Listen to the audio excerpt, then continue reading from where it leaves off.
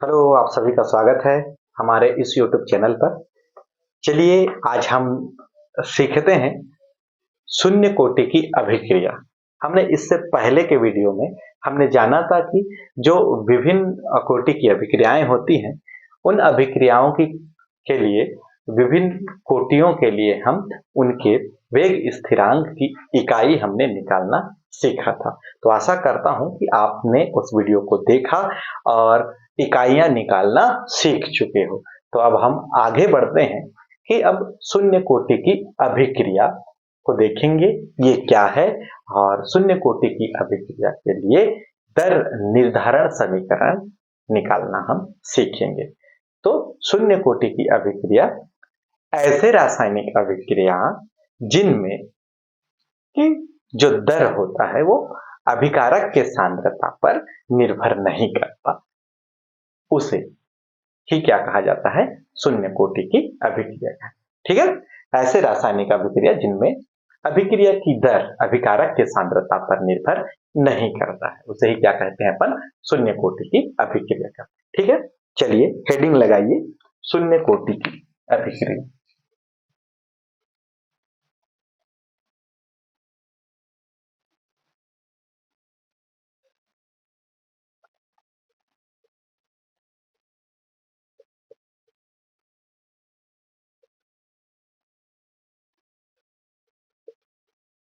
शून्य कोटि की अभिक्रिया, शून्य कोटि की अभिक्रिया। ठीक, ऐसे रासायनिक अभिक्रियाएं या क्रिया, ऐसी रासायनिक रासायनिक अभिक्रिया अभिक्रिया जिसमें अभिक्रिया का वेग या अभिक्रिया की दर अभिक्रिया की दर अभिकारकों की सांद्रता पर निर्भर नहीं करता है। ठीक है, ऐसी रासायनिक अभिक्रिया जिसमें अभिक्रिया की दर जो है उनके सांद्रताओं पर निर्भर, अभिकारक की सांद्रताओं पर निर्भर नहीं करता। ठीक, उसे क्या कहते हैं, शून्य कोटि की अभिक्रिया कहते हैं। उसे शून्य कोटि की अभिक्रिया कहते हैं, अभिक्रिया कहते हैं, शून्य कोटि की अभिक्रिया कहते हैं। ठीक है भाई, वह शून्य कोटि की अभिक्रिया कहलाती है। शून्य कोटि की अभिक्रिया के लिए दर समीकरण लिखते हैं तो k r की घात 0 है ना, यानी कि dx upon dt equal to k r की घात 0। यह शून्य कोटि की अभिक्रिया। ठीक है, तो अब देखते हैं शून्य कोटि की अभिक्रिया के लिए दर निर्धारण समीकरण। शून्य कोटि की अभिक्रिया के लिए दर निर्धारण समीकरण।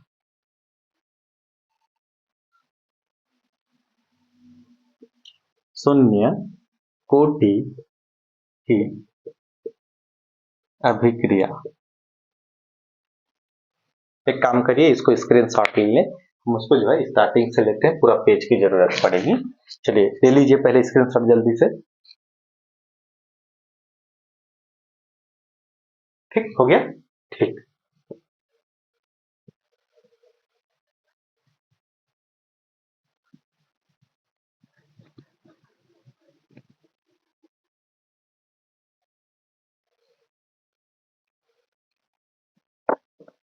शून्य कोटि की अभिक्रिया के लिए दर निर्धारण समीकरण।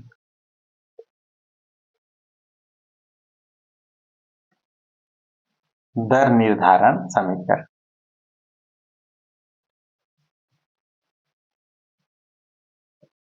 दर निर्धारण समीकरण शून्य कोटि की अभिक्रिया।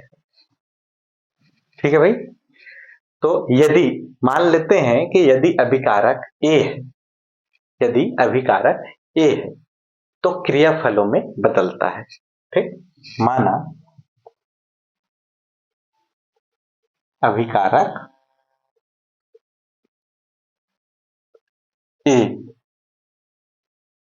क्रियाफलों यानी कि उत्पाद में बदलता है, उत्पाद में बदलता है। ठीक है, तो क्या हो जाएगा, उत्पाद में बदलता है तो क्या होगा भाई, ये हो जाएगा A देगा क्या, उत्पाद। ठीक है, ये उत्पाद में परिवर्तित हो। तो शून्य कोटि के लिए वेग समीकरण, शून्य कोटि के लिए वेग समीकरण, शून्य कोटि के लिए वेग समीकरण। ठीक, तो शून्य कोटि के लिए वेग समीकरण dx upon dt, dx upon dt ये जो है अभिक्रिया की दर है। ठीक है, समानुपाती होती है अभिकारक की सांद्रता के 0 घात की, है ना, क्योंकि उनके सांद्रताओं पर निर्भर नहीं करता तो 0 घात। ठीक, इस तरीके से अब इसको हल करेंगे तो क्या होगा, dx अपॉन dt बराबर k a की घात 0। ठीक है, a की घात 0। ठीक, क्योंकि a की घात 0 अगर होता है तो उसके बराबर क्या होगा, 1 होगा, 1 होगा। तो यहां से क्या आ जाएगी, dx अपॉन dt बराबर k, है ना, इस तरीके से। तो इसको मान लीजिए समीकरण नंबर 1। किसी का घात जब 0 होता है तो वो 1 है ना। ठीक है भाई, इस तरीके से। तो dx अपॉन dt की वैल्यू कितनी आ गई, k के बराबर हो गई। ठीक, अब इस dt का गुणा कैसे कर देते हैं, तो क्या आ जाएगा, उस dt का गुणा कैसे कर देते हैं, तो dx बराबर k dt, है ना। इस dt का गुणा क्या कर देते हैं, k से कर देते हैं, तो क्या हो जाएगा, dx बराबर kt k इंटू dt। ठीक है, इसको मान लीजिए समीकरण नंबर 2। अब क्या करेंगे, समीकरण 2 का समाकलन करने पर, समीकरण 2 का समाकलन करने पर, ठीक, समाकलन के नियम आपको आने चाहिए, वो क्लास 11th के फिजिक्स में है, आप उसको एक बार देख लेंगे। तो जब यहाँ पे समाकलन करते हैं तो dx बराबर, है ना, dx का समाकलन, फिर उधर k dt का समाकलन। k एक कांस्टेंट है इसलिए बाहर निकाल देते हैं और t का समाकलन। ठीक, अब यहाँ पे x का समाकलन करने के बाद x ही आएगा और t का समाकलन करने के पश्चात भी t आएगा, है ना। ये कांस्टेंट का समाकलन नहीं होगा, जैसे का वैसे। ठीक है, x का जब समाकलन करते हैं तो इसकी वैल्यू x आती है, तथा कांस्टेंट का समाकलन नहीं होता, कांस्टेंट तरीके से रहेगा, और t का समाकलन भी किया जाता है, t ही आता है। ठीक, तो इस तरीके से हमारे पास क्या आ गया, x इक्वल टू kt। ठीक, एक यहाँ पे समाकलन स्थिरांक जो है जुड़ता है, तो समाकलन स्थिरांक है, मान के चलो I0, इंटीग्रेशन कांस्टेंट। ओके, ठीक है, तो इस तरीके से हमारे पास एक ये आया, इसको मान लेते हैं समीकरण नंबर 3।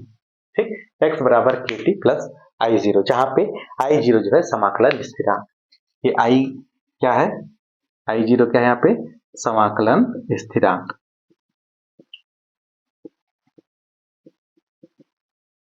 ये जो है यहाँ पे समाकलन स्थिरांक है, जिसका मान जो है प्रैक्टिकल वैल्यू पे डिपेंड करता है। इसका मान जो है प्रैक्टिकल वैल्यू पे डिपेंड करता है, यानी कि प्रायोगिक मान पे डिपेंड करता है। किस पे, प्रायोगिक मान, है ना, प्रायोगिक मान से ज्ञात करते हैं। ठीक, प्रायोगिक शर्तें से जो है ज्ञात किया जाता है। इसका मान जो है प्रायोगिक शर्तों से ज्ञात होता है। किसका? समाकलन स्थिरांक। ठीक, यदि माना यदि t बराबर 0 था, समय जो है अभी स्टार्ट ही नहीं हुआ था, शून्य कोटि की अभिक्रिया जो है रिएक्शन होने में अभी स्टार्ट ही नहीं हुआ था, तो t बराबर क्या था? 0 था। जब t बराबर 0 था तो x यानी कि जो अभिकारक है, सॉरी, जो भी उत्पाद है ना, उसकी जो सांद्रता वो भी क्या होगी? 0 होगी, है ना। ठीक है भाई, t बराबर 0 जो है, t अगर 0 है, समय 0 है, तो x भी क्या है? 0 हो। ठीक है, ये भी क्या होगा? 0 हो। अब इस वैल्यू को समीकरण 3 में रखते हैं। कहां पे रखा जाता है? समीकरण 3 में रखते हैं। तो इस वैल्यू को समीकरण 3 में जब रखते हैं तो यहाँ पे जो समीकरण समाकलन स्थिरांक है उसकी वैल्यू क्या आ जाती है? 0 आती है। ठीक, ठीक है भाई। तो आई की वैल्यू क्या हो जाती है? आई का मान क्या हो जाता है? 0 हो जाता है। ठीक, कैसे?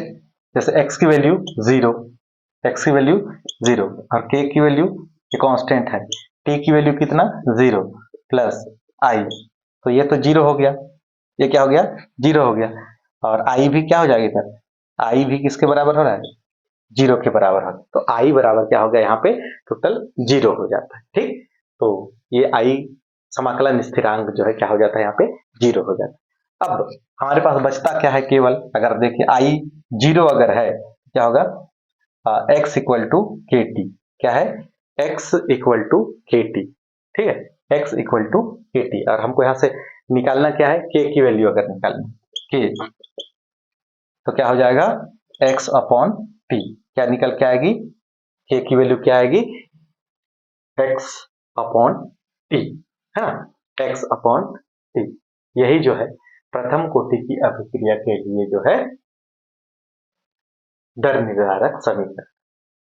ठीक है भाई, दर निर्धारक समीकरण प्रथम कोटि की अभिक्रिया के, सॉरी शून्य कोटि, सॉरी शून्य कोटि की अभिक्रिया के, है ना, शून्य कोटि की अभिक्रिया के लिए दर निर्धारक समीकरण। ठीक, के बराबर एक्स अपॉन टी लिख सकते हैं यहाँ पे शून्य कोटि की अभिक्रिया के लिए अभिक्रिया के लिए दर निर्धारक समीकरण क्या आता है? k equal to X upon T. ठीक है, ओके, ठीक, देख लीजिए एक बार आप शून्य कोटि की अभिक्रिया के लिए क्या निकालना है हमें? दर निर्धारक समीकरण। तो माना कि अभिकारक ए है और वो किसमें बदलता है? उत्पाद में बदलता है, ए बदल रहा है उत्पाद। तो शून्य कोटि की अभिक्रिया के लिए वेग समीकरण del X upon D T, है ना, अभिक्रिया की दर है। दर समानुपाती होती है किसके? अभिकारकों के शून्यघात की। ठीक, तो यहाँ पे समानुपाती के चिन्ह हटाने पर के एक नियतांक आता है, और क्योंकि एक की सांद्रता का घात 0 है मतलब 1 हो जाता है, और यहाँ से क्या निकल के आएगा? dx अपॉन dt बराबर k। ठीक, अब इसको और हल करेंगे तो dx equal to k into dt। अब समीकरण 2 है उसका क्या करेंगे? समाकलन करेंगे। समाकलन करने पर जो है हमारे पास वैल्यू आ रहा है क्या? x बराबर kt, और समाकलन स्थिरांक वहां पे जुड़ जाता है। समाकलन स्थिरांक की वैल्यू जो है एक प्रायोगिक शर्तों पर निर्भर करती है, जैसे कि यदि x बराबर 0 हो और y बराबर सॉरी x और t बराबर 0 हो और x बराबर भी 0 हो, तो i का मान भी क्या हो जा रहा है? समाकलन स्थिरांक का मान भी 0 हो रहा है। अगर वो 0 है तो यहाँ पे x बराबर के टी, तो यहाँ पे k स्थिरांक का वैल्यू अगर निकालें तो k बराबर क्या निकल के आ रहा है? x upon T. x जो है ये क्या है? सांद्रताएं हैं और ये समय है। ठीक, ओके, ठीक है भाई। तो शून्य कोटि की अभिक्रिया के लिए क्या है? वेग निर्धारक समीकरण। ठीक, चलिए स्क्रीनशॉट ले लीजिए।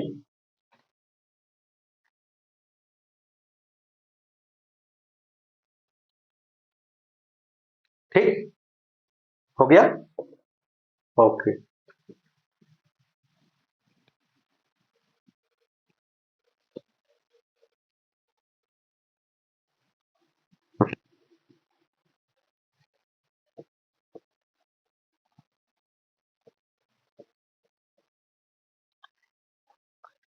तो फाइनली हमारे पास क्या निकल के आ रहा है शून्य कोटि की अभिक्रिया के लिए वेग निर्धारक पद ये निकल के आ रहा है k बराबर x अपॉन टी। k बराबर x अपॉन टी। ठीक। अब जो है इसमें हम वेग और इनकी सांद्रता को लेकर वेग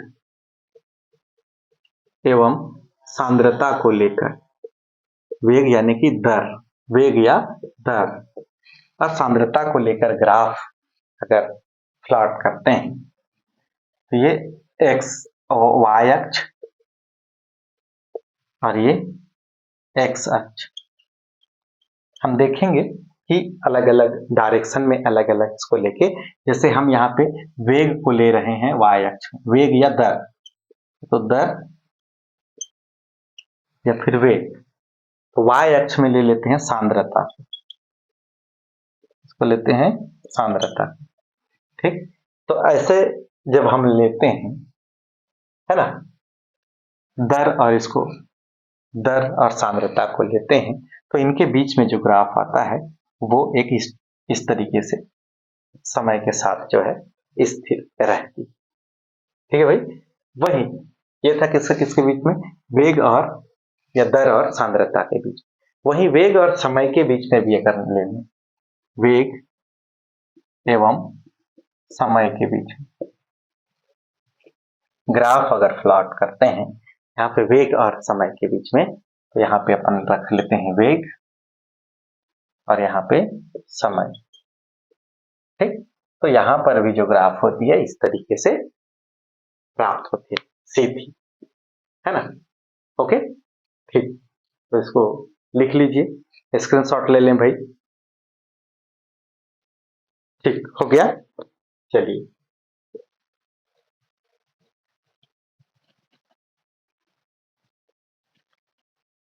अब देखते हैं शून्य कोटि की अभिक्रिया के लिए वेग स्थिरांक के की गणना। शून्य कोटि की अभिक्रिया के लिए वेग स्थिरांक शून्य कोटि की अभिक्रिया के लिए वेग स्थिरांक की गणना या वेग स्थिरांक क्या होगा। ठीक है। ठीक। तो इसको अपन कैसे निकालते हैं दर बराबर क्या है k r की घात 0 है ना। ठीक। यहाँ पे इसको k को इधर लेके आए तो दर यहाँ चले जाता है और अपान में क्या हो जाता है r की सांद्रता 0। ठीक। और दर के लिए वैल्यू क्या होती है दर के लिए होती है मोल प्रति लीटर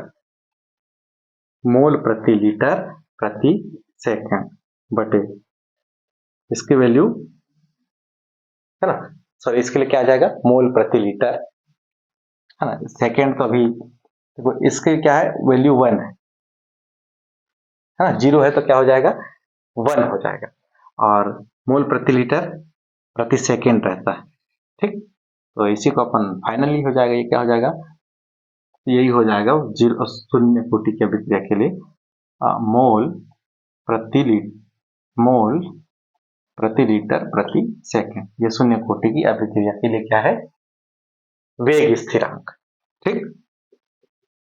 मोल प्रति लीटर प्रति सेकंड। ठीक है ये इकाई। ठीक। जल्दी से इसको स्क्रीनशॉट ले लें।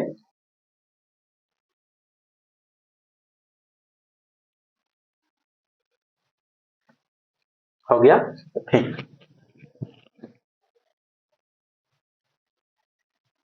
अब देखते हैं शून्य कोटि की अभिक्रिया के लिए अर्ध आयु काल अर्ध आयु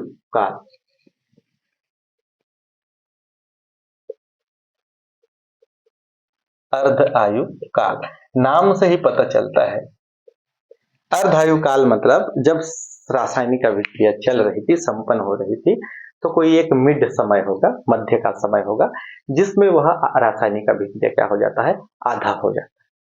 तो हम उस स्थिति को निकालेंगे, वही क्या कहलाता है, इसका अर्धायुकाल कहलाता है। ठीक, शून्य कोटि के लिए अर्धायुकाल प्रारंभिक सांद्रता के समानुपाती होती है। चलो देखते हैं ये होती है कि नहीं। ठीक, तो हमारे पास क्या निकल क्या है, k बराबर x/t। ये जो है शून्य कोटि की अभिक्रिया का जो है वेग निर्धारक समीकरण हमको मिला है। ठीक, अब क्या होता है भाई, यहाँ पे ये x जो है ये सांद्रता है। ठीक, जब समय प्रारंभ में था, है ना, समय प्रारंभ में था तो इसका कुछ ना कुछ सांद्रता रहा हो, और ये t है। ठीक, अब जब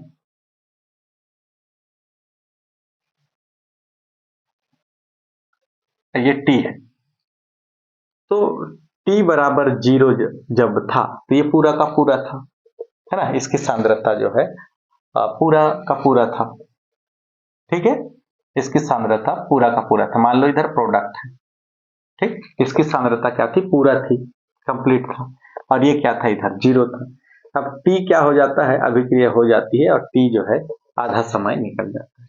इसकी पूरा सांद्रता मतलब a है, इसकी सांद्रता पूरा कितना है, a है। ओके, और प्रोडक्ट कुछ भी नहीं बना था, लेकिन अब क्या हो रहा है, t बराबर आधा समय हो गया, मतलब उस अभिक्रिया का आधा समय जो है कंप्लीट हो गया, अर्ध। ठीक, तो ये जब अभिक्रिया आधा हुआ तो ये प्रोडक्ट भी बनेगा, समय आधा हुआ तो प्रोडक्ट भी बनेगा, आधे समय में प्रोडक्ट भी कितना बनेगा, आधा बनेगा, है ना जी। ठीक है, तो यहाँ पे क्या बनेगा, प्रोडक्ट भी जो है आधा बनेगा। देखिए इसको आप कैसे लिखेंगे, ये समझ आ रहा है। जब स्टार्ट में जब शुरू ही नहीं हुआ था तो x पूरा का पूरा था, ठीक, अब समय आधा हो गया तो इसकी सांद्रता भी क्या होगी, आधा होगी ना। ठीक, प्रोडक्ट भी बनेगा तो ये भी क्या होगा, आधा होगा, आधा प्रोडक्ट बन गया तो यहाँ पूरा था तो ये क्या हो गया, ये भी आधा बनेगा। तो यहाँ तो इसको लेना नहीं है, देखोगे इसी में, जब t बराबर 0 था तो ये पूरा का पूरा था, अब t आधा हो गया तो इसमें भी आधा प्रोडक्ट बन गया है, तो ये क्या होगा, ये बची हुई उसकी सांद्रता होगी। तो यहाँ पे आप इसको इस तरीके से ले कि x बराबर kt, है ना, x बराबर kt। ठीक, जब समय आधा हो जाता है, ये समय जो है क्या हो जाता है, आधा हो जाता है, उसी को अपन क्या कहते हैं, अर्धायुकाल। ये समय आधा हो जाता है तो इसकी सांद्रता भी a से